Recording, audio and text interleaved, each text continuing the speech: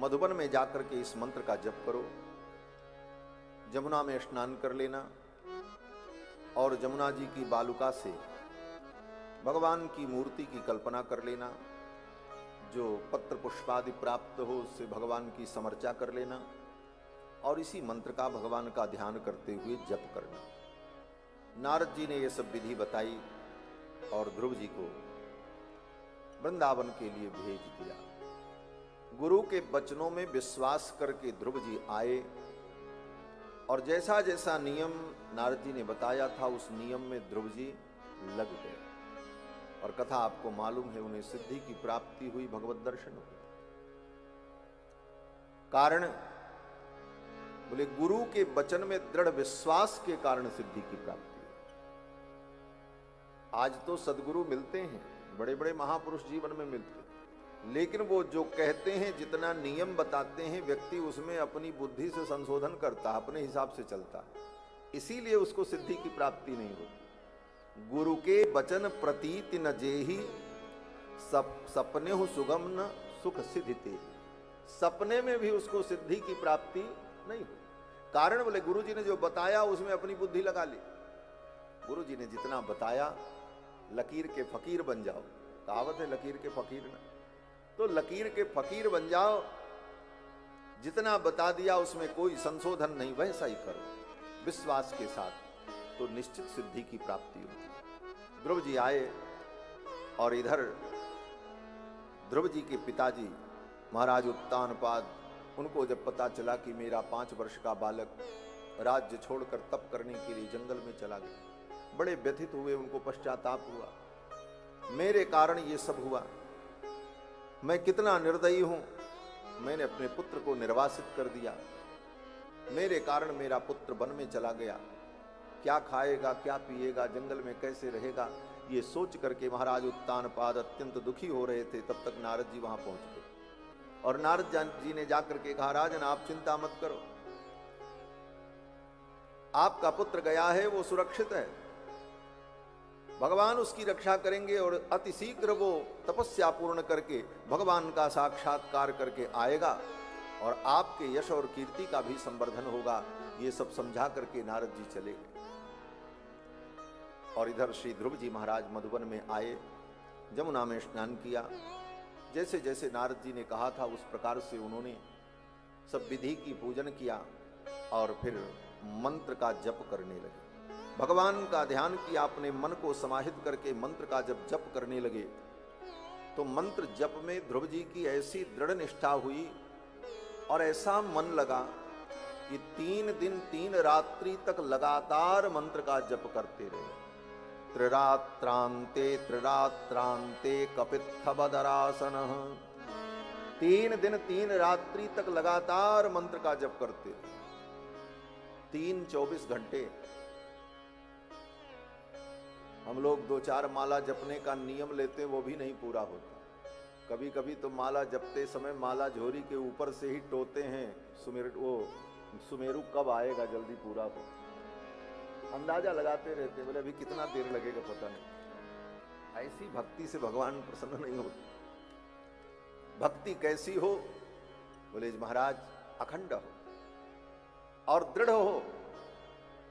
अहै तो क्या प्रतिहता ययात्मा संप्रसीदति, कल की कथा में प्रसंग आया था। तो ध्रुव जी महाराज मंत्र का जब जप करने लगे तो त्रिरात्रांते त्रिरात्रांते कपित्थवदरासन, 3 दिन 3 रात्रि बीत गई, तीसरे दिन होश आया, अरे 3 दिन हो गए। फिर स्नान इत्यादि किया और कपित्थ फल बेर फल लिया, जो कुछ जंगल में मिला, भगवान की पूजा इत्यादि की और फिर मंत्र का जप कर लिया। फिर 3 दिन बीत गया। ऐसे ही करते करते 1 महीना बीत गया। प्रथम मास में केवल 10 दिन, क्योंकि 3-3 दिन पर एक दिन कुछ लेते थे, वो भी क्या लेते थे, कपित्थ फल और बेर फल। 3 दिन पर एक बार कपित्थ फल बेर फल ले लेते, जमुना जी का जल पी लेते और फिर मंत्र का जप।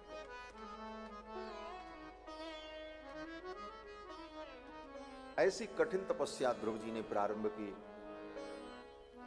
कपित्थ फल और बेर फल खा करके भगवान का भजन कर रहे। और आज का आदमी क्या कहता महाराज, भूखे भजन न होई गोपाला, ले लो अपनी कंठी माला। पता नहीं किसने ये दोहा बना दिया है, भगवान जाने ये चौपाई किसने बनाई है? हैं? भूखे भजन न होई गोपाला। तो महाराज ध्रुव जी को देखो, भूखे रह करके भजन कर रहे। कपित बेर फल केवल शरीर के रक्षण के लिए, जीवन निर्वाह के लिए, और बाकी त्याग पूर्वक उनका भजन चल रहा। 1 महीना बीता, दूसरा महीना जब आया तो द्वितीयम च तथा मासम षष्ठेर्भको दिने, दूसरे महीने में 6 दिन तक लगातार मंत्र का जप करते रहे। 6 दिन पर 1 दिन कपित फल और बेर फल ले लेते।